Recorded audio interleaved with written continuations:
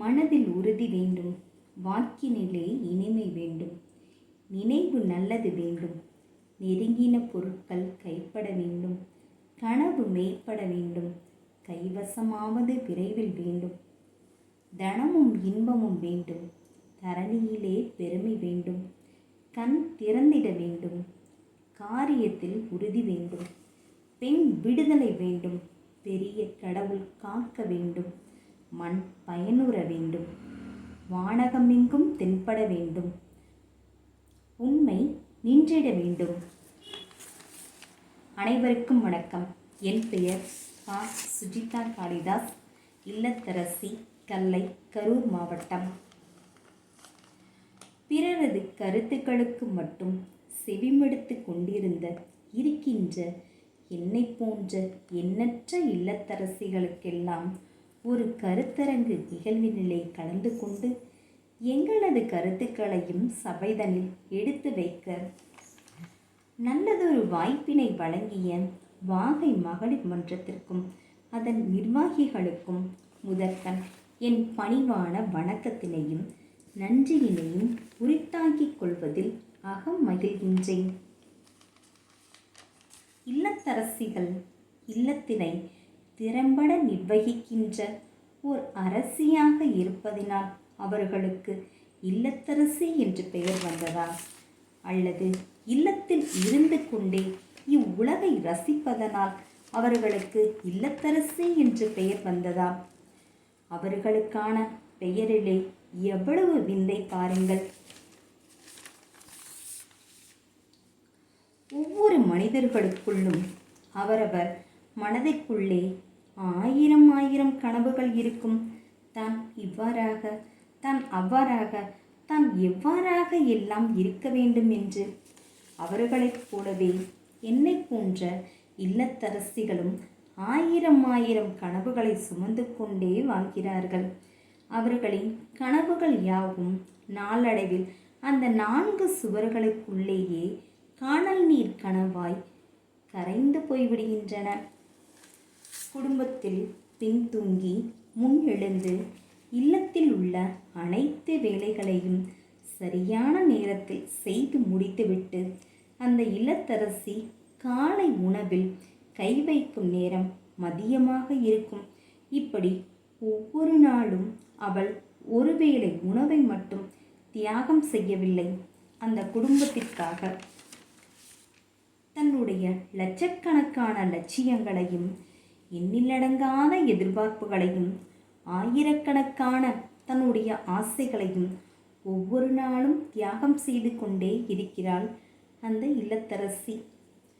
தனக்கென சிறிது நேரம் கூட ஒதுக்கி கொள்ளாத அந்த இல்லத்தரசியின் மனது தன் குடும்பத்தையே நினைத்து கொண்டிருக்கிறது எந்நாளும். அந்த இல்லத்தரசியின் இதயத்திற்குள் ஆயிரம் அவாக்கள், கோடிக்கணக்கான கனவுகள். கூண்டுக்கிளிகளாய் வாழும் இல்லத்தரசிகள், அவர்களுக்குள் ஆயிரம் எண்ண ஓட்டங்கள். அக்கிளிகளுக்கு இறகு முளைத்தால் அவர்களின் எண்ணங்கள் யாவும் வண்ணங்கள் ஆகும்தானே.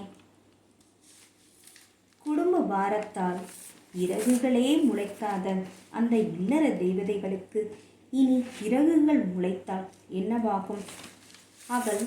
அவளின் லட்சியங்களை அடைவதற்கான வழித்தடங்களை காண்பாள், அனுபவம் பல பெறுவாள். ஒவ்வொருவரின் வாழ்விலும் தம் முதுமை நாட்களில் அவரவரிடம் எஞ்சி இருப்பது அவரவர் பெற்ற அனுபவம்தானே. நல்லதோர் வீணை செய்தேன், அதன் நலங்கிட புழுதியில் எரிவதுண்டோ என்ற மகாகவி பாரதியின் வைர வரிகளுக்கு இணங்க இல்லத்தரசிகளுக்கு இறகுகள் முளைத்தால் அவர்களின் சிந்தனையாகும் இச்சமூகத்திற்கு ஆக்கப்பூர்வமாக பயன்பட தொடங்கும் என்பதுதானே நிதர்சனம். குடத்திற்குள் வைத்த விளக்குகளாய் வாழும் இல்லத்தரசிகளுக்கு இறகுகள் முளைக்குமானால் அவர்கள் குன்றின் மேலிட்ட விளக்குகளாய் 8 திக்கும் ஒளி வீசுவார்கள் என்பதுதானே உண்மை. என்னை போன்ற எண்ணற்ற இல்லத்தரசிகள் எவ்வளவோ திறமைகளை தன்னுள் வைத்து கொண்டு வாழ்கிறார்கள். கணவரின் பணிக்காகவும் பிள்ளைகளின் படிப்பிற்காகவும் இன்னும் பிற குடும்ப சூழலை கருத்தில் கொண்டு தன் திறமைகளை எல்லாம் தன் மனதிற்குள்ளேயே புதைத்து வைத்து விடுகிறார்கள். இதனை நம்மில் யாரேனும் மறுக்க முடியுமா? எவ்வாறு ஒரு சமையல் அறையில் உள்ள அஞ்சரை பெட்டியில் அத்தனை அற்புதமான வாசனைகளும் அடங்கி உள்ளதோ, அதனைப் போலவே தன் அத்தனை திறமைகளையும் அந்த சமையல் அறைக்குள்ளேயே இருப்பு செய்து வைத்து விடுகிறாள் இல்லத்தரசிகள். இவர்களுக்கெல்லாம் வாய்ப்பு என்ற இறகுகள் முளைக்குமானால் ஒரு கவிஞராக, ஆசிரியராக, கதை ஆசிரியராக, சமூக சிந்தனையாளராக, மருத்துவராக, ஒரு செவிலித்தாயாக, நீதிபதியாக, ஓட்டுநராக, நடத்துனராக, விமானியாக, காவல்துறை அதிகாரியாக, ஆட்சிப்பணி அதிகாரியாக, அமைச்சராக, முதலமைச்சராக, பிரதமராக, இன்னும் சொல்ல வேண்டும் என்றால் நம் தேசத்தின் முதல் குடிமகளான குடியரசுத் தலைவராக கூட வருவதற்கு தகுதியானவர்கள் நம் இல்லத்தரசிகள் பார்ப்போற்றும் மகளாக வளர்ந்து நிற்பார்கள் என்பதில் எந்த ஐயமும் இல்லை. அதற்கான வாய்ப்பினையும் வழிகாட்டுதல்களையும் அந்த குடும்பமும் இந்த சமூகமும் நம் இல்லத்தரசிகளுக்கு வழங்கவில்லை என்பது சற்று வேதனையான விஷயம்.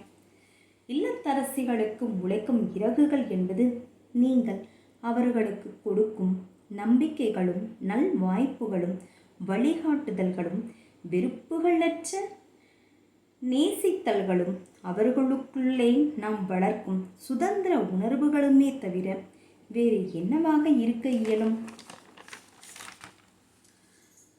மங்கையராய் பிறப்பதற்கே நல்ல மாதவம் செய்திடல் வேண்டுமம்மா. வீட்டிற்குள்ளே பெண்ணை பூட்டி வைப்போம் என்ற விந்தை மனிதர் தலை கவிழ்ந்தார் என்று ஏட்டிலும் பாட்டிலும் மட்டும் பாடினால் போதுமா? இவை யாவும் அவர்களின் நடைமுறை வாழ்வில் எப்போது நடக்கும்? பெண்களின் பணியிடங்களிலும் பயண தடங்களிலும் அவர்களுக்கு பாதுகாப்பு உணர்வினை தர வேண்டிய பொறுப்பும் கடமையும் இந்த சமூகத்திற்கு தானே உள்ளது.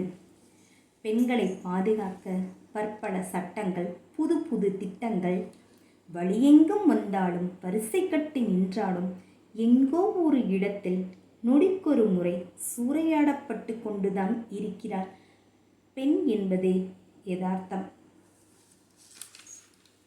இல்லத்தரசிகளுக்கு முளைக்கும் இறகுகள் யாவும் உதிர்ந்து விடாமலும் உடைந்து விடாமலும் இருக்க ஒரு ஒப்பற்ற சமூகமும் மகிழ்வான குடும்பமும் பொறுப்பான புறச்சூழலும் ஒருங்கே அமைய வேண்டும் அல்லவா? ஆசிரியர் பணியை ஒத்த ஒரு சில பணிகளில் மட்டுமே அதிகமாக பங்கு கொண்ட பெண்ணினம் இன்று அனைத்து துறைகளிலும் கால்பதித்து வெற்றி வாகை சூடுவதற்கு அடித்தளமானது அவர்கள் பெற்ற கல்வி என்று சொன்னால் அது மிகையல்ல. ஒரு பெண் முன்னேற வேண்டுமென்றால் அவளின் கையில் உள்ள கரண்டியை வாங்கிவிட்டு புத்தகங்களை கொடுங்கள் என்று நம் தந்தை பெரியார் அவர்கள் சொன்னார்கள். இதிலிருந்து நாம் அனைவரும் உணர்ந்து கொள்ள வேண்டிய ஒன்று கல்வியே ஆக சிறந்த ஆயுதம் என்பது. ஆகவே குடும்ப பொறுப்பினை ஏற்றுக்கொண்ட இல்லத்தரசிகள் அனைவரும் கல்வி பெறுதலை கைவிடுதல் ஆகாது. கற்றலை அவர்கள் புறந்தள்ளுதல் தங்களையே குழிக்குள் தள்ளி விடுவதற்கு சமமாகும். பிச்சை புகினும் கற்கை நன்றே என்ற அவ்வை பாட்டியின் வார்த்தைகள் இங்கு நினைவு கூறத்தக்கவை.